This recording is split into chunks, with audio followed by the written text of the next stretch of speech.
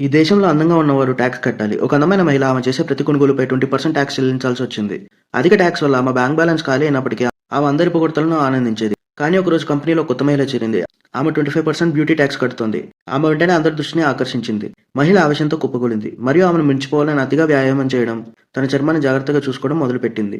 చివరకు ఆమె అందం 30%కు చేరుకుని అత్యున్నత బ్యూటీ ట్యాక్స్ గ్రూప్లో వెళ్ళింది.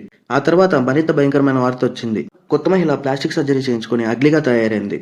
ఆమె బ్యూటీ ట్యాక్స్ భారంతో ఒత్తిడిలో పడిపోయింది. ఆమె భర్త కూడా దీని కారణంగా డైవర్స్ తీసుకున్నాడని తేలింది.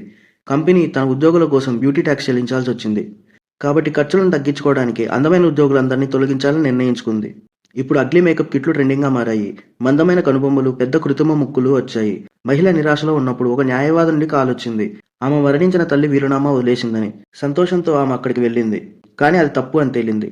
ఆమె తల్లి కూడా అందమైన వాళ్ళలో ఒకరు మరియు బ్యూటీ ట్యాక్స్ చెల్లించకముందే ఆమె మరణించింది. ట్యాక్స్ చెల్లించకపోతే ప్రభుత్వం ఆమె ఇంటిని స్వాధీనం చేసుకుంటుంది.